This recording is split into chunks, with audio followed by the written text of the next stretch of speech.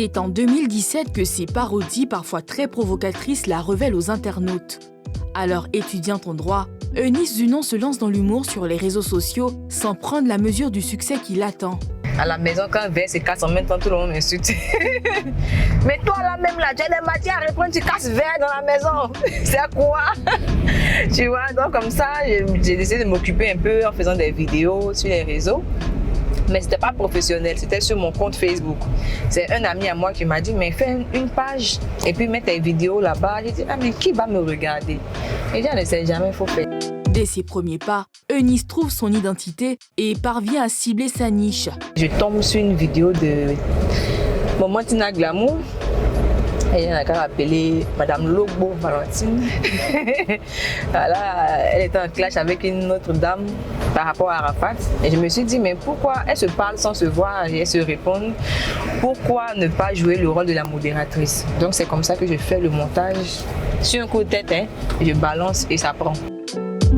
Au fil des années, elle devient l'une des influenceuses les plus incontournables de Côte d'Ivoire, avec des millions d'abonnés sur ses réseaux sociaux. En fait, il y a les concerts de Ferregola les 12 et 13 février. Et là, j'ai fait l'interview avec lui hier. Aujourd'hui, je prends les tickets pour faire la communication sur le concert. Parce qu'en tant qu'influenceuse aussi, je fais des communications sur des événements. Oui, bien évidemment, il y a un cachet conséquent. Lorsque cette humoriste de 26 ans s'attaque à des sujets sensibles, elle essuie des menaces qu'elle balaie d'un revers de la main. En tout cas, c'est injuste, on m'insulte chaque jour. Les gens n'aiment pas, mais bon. Tu sais, quand tu fais un travail, que ça va un peu là, quand tu insultes, ça te fait rien. Sinon, avec les plaintes et tout, on a failli me donner une plainte là, sur une histoire là. Mais, comme il a dit failli là, ils n'ont pas pu. Moi, quand il te fait quelque chose que tu n'aimes pas, il te regarde droit dans les yeux. Et puis il te demande pardon. En 4 ans d'activité sur le web, Eunice enregistre à ce jour 4 distinctions, dont le prix de la meilleure humoriste panafricaine 2020, décroché au Gabon. Mais ces récompenses ne lui ont pas pour autant ôté le goût des études. Actuellement, je suis en marketing management, je fais des cours du soir. Depuis un moment, là, je suis en master là. Maintenant, je pense qu'après ça, je vais chercher à avoir un travail dans les bureaux. Pour le moment, là, je suis influenceuse. Pour marcher dans les pas de son modèle Claudia Tagbo, Eunice Zunon se donne tous les moyens. Ambitieuse, la jeune femme se projette déjà dans la prochaine étape de sa carrière. Cette année, je vais faire un one-woman show en salle, je crois au Palais de la Culture à la 1500. Donc, actuellement, j'ai fini l'écriture, je suis en train de rentrer maintenant dans la phase des répétitions.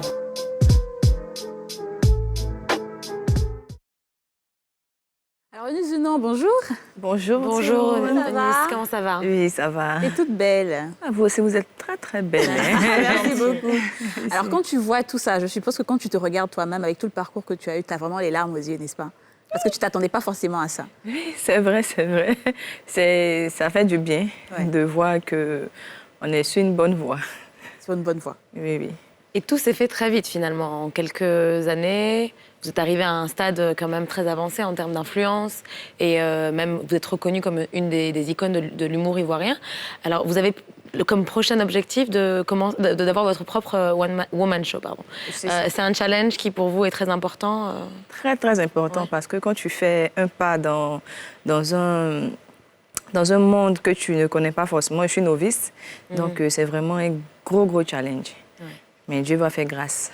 Alors, on sait qu'on parlait de bon buzz, bad buzz tout à l'heure. On sait qu'il y a des sociétés qui sollicitent des scénaristes, même souvent, pour créer des buzz. Est-ce qu'il y a des personnes qui vous ont approché pour justement créer une sorte de buzz autour d'un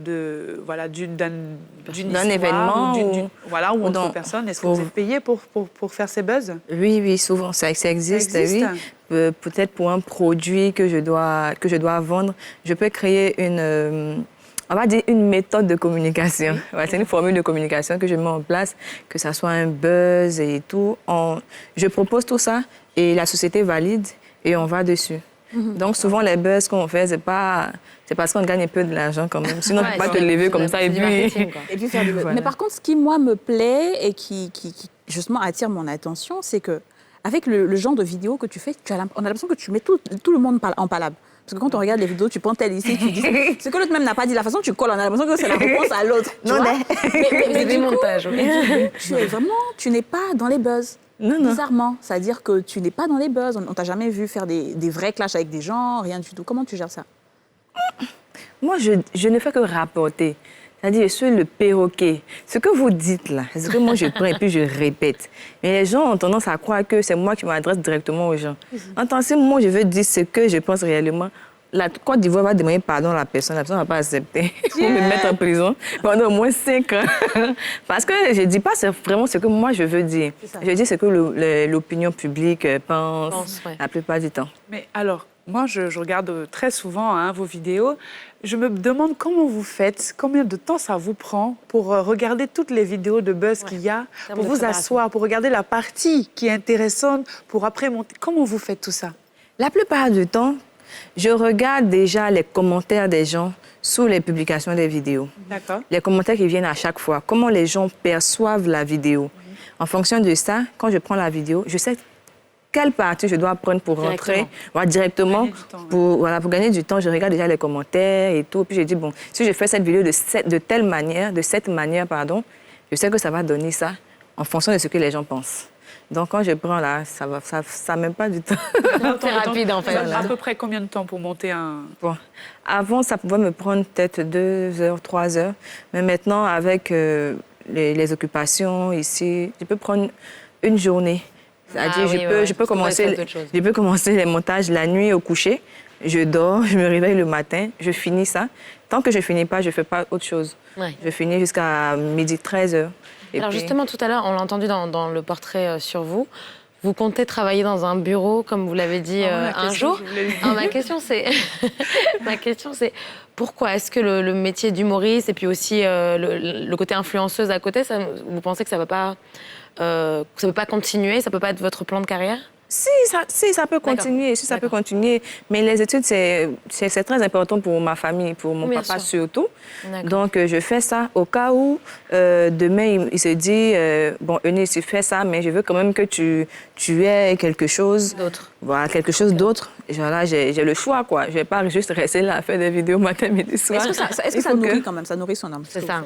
Est-ce que c'est assez... Même ça ne nourrit pas son homme, là. Attends, mais si ça nourrit.